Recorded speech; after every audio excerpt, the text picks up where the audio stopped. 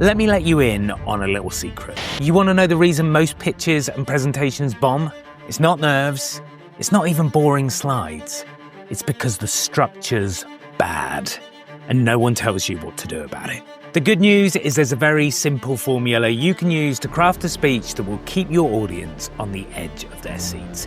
I've used it on massive stages around the world and to help my clients win deals worth millions. And before anyone jumps in the comments and says, yeah, but you don't follow your own advice in this video, that's because this is a deep dive where I'm going to walk you through in detail exactly what to do. So if you're serious about increasing your influence and making an impact, let's get started. Most people's preparation for a pitch or presentation starts with a great idea and a blank piece of paper, or even worse, a great idea and a copy of a slide they previously used. Now, it can be really overwhelming to know where to start. But what I'd ask you to do is to put yourself in your audience's shoes. If you were about to listen to someone speak, what kind of experience would you want? I started my career as a professional actor, and when I look at the world of movies, there are basically two types. You got your blockbusters, those big kind of franchises, or the one-offs, normally starring Tom Cruise, think Top Gun Maverick and all of that sort of jazz, or your art house pictures, your Quentin Tarantino's, your Coen brothers, your David Lynch, things that make you think a little bit more.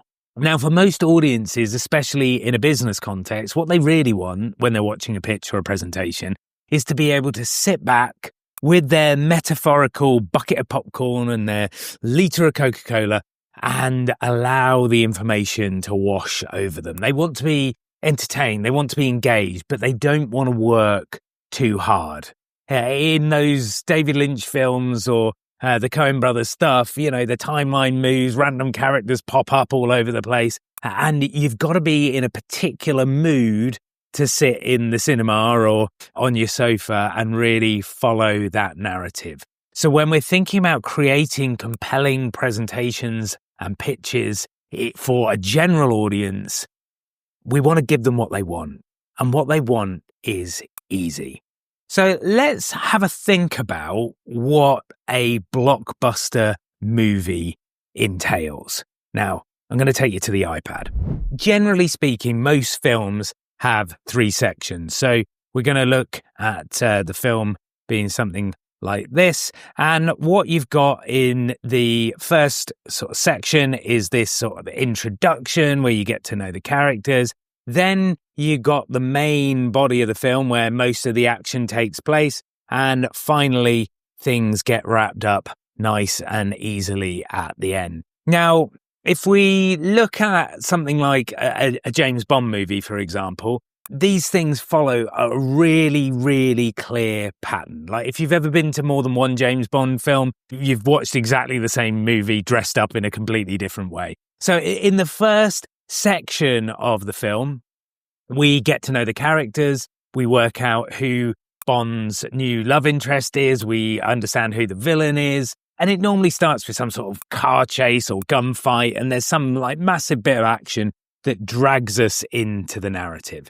And then for the vast majority of the film, this kind of orange section here, we are spending our time really kind of getting to know the characters in more detail, but going through a series of trials and tribulations. And in James Bond's case, he nearly gets the girl, he doesn't quite get the girl, he nearly kills the baddie, he nearly gets caught, he nearly explodes. And then what happens in that final section is that we get to that place where we all live happily ever after.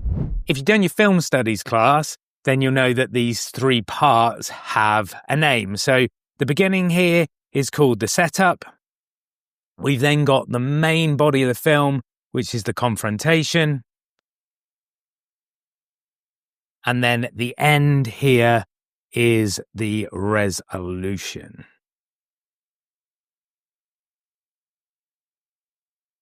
So what we'll find if we look at the vast majority of blockbusters is actually there's a ratio that sits underneath this. And this is where it gets really, really exciting, because what we start to discover is that in the vast majority of films, we're going to spend around 20% of our time in the setup, we're going to spend 70% of our time in the confrontation, and then final 10% of our time in the resolution. And if you think about that, you know, the James Bond analogy, the big explosions and all of that sort of stuff grabs you, pulls you in. Then you spend 70% of the film in the will they, won't they, will he, won't he moment. And then that final conclusion comes really quickly where James overcomes the baddie and you normally see him standing on the balcony with a cocktail, looking out over the sunset. You've never seen James Bond take the suit to the dry cleaners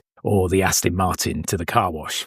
So, what does this mean in terms of a presentation or a pitch? What I'd really encourage you to think about is splitting the time that you have down into this 20, 70, 10 formula.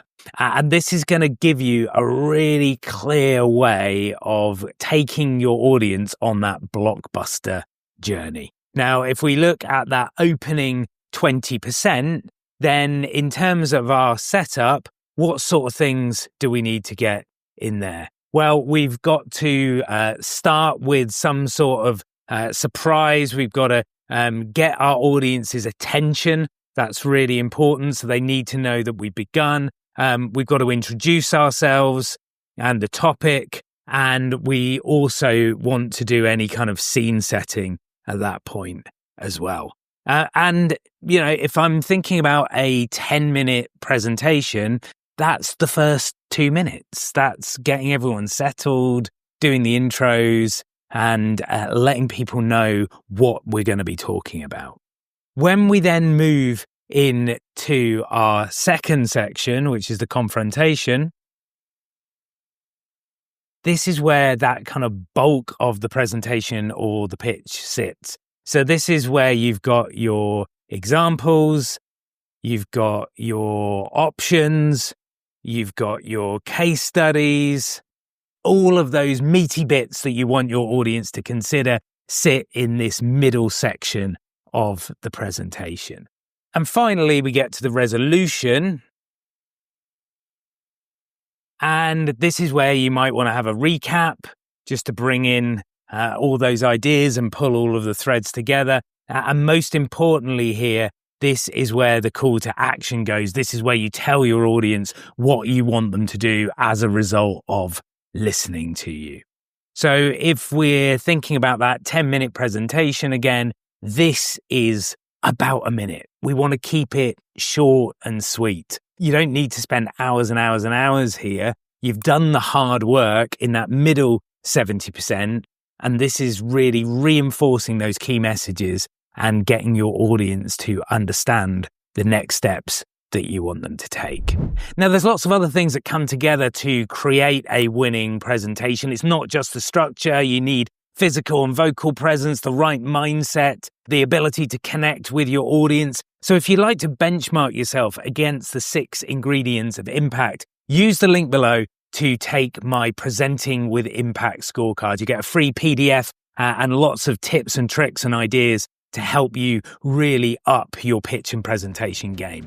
But if you take nothing else from this video, then when you're thinking about your structure, step back, think about being that kind of blockbuster movie director and use the 20-70-10 formula to craft a structure that has people leaning in and wanting more.